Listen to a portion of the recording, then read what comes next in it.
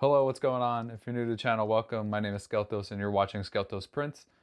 In today's video, we're going to be doing a Wraith Kunai from Apex Legends. But before we begin, I'm going to show you guys the Thingiverse link and where I got it. So if you want to print your own Wraith Kunai, you can.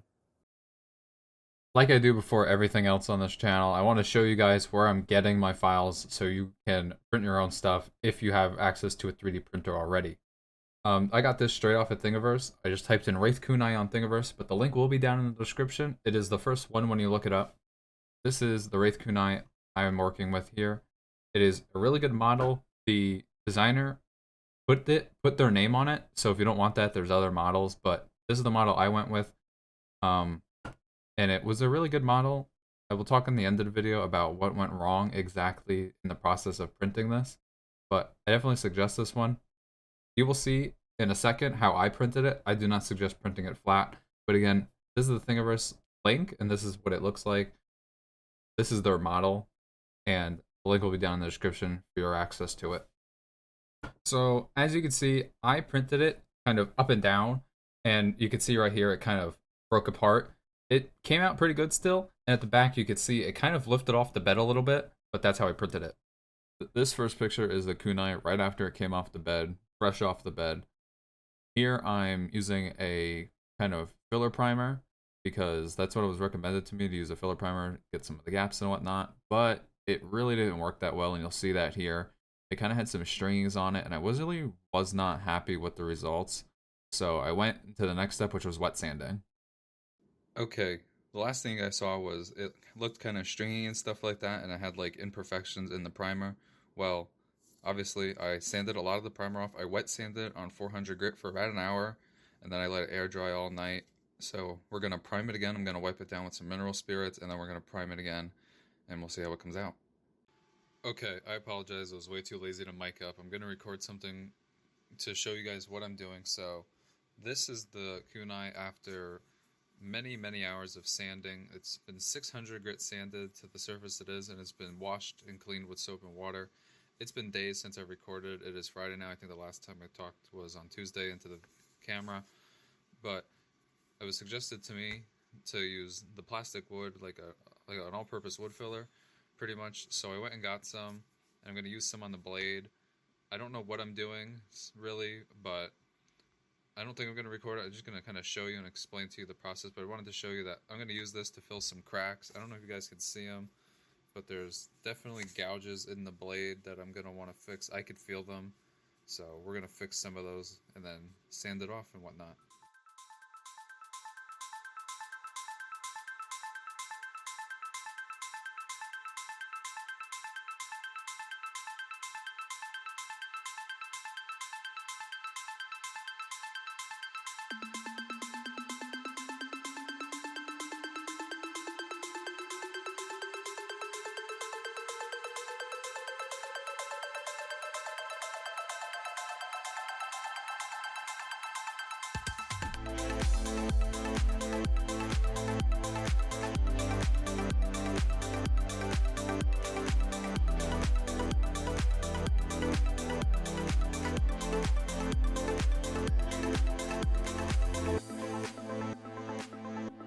Pretty much in this clip, I just wanted to show you the final look before clear coat.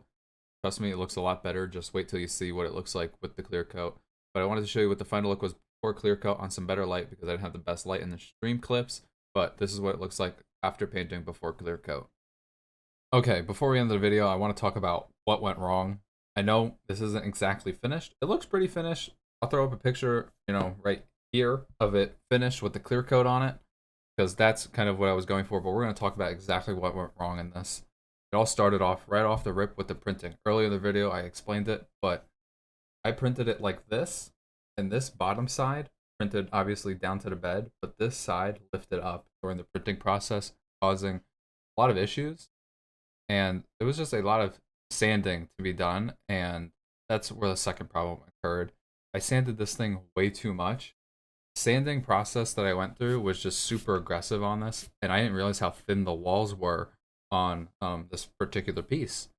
Walls were super thin, and I ended up getting kind of support material from the internals coming out, and that's why it has this kind of gray to it at certain points you could see, and it has like a crack to it. But That's stuff I know for next time. The next thing that went wrong was trying to fill the gaps with a wood filler that was recommended to me.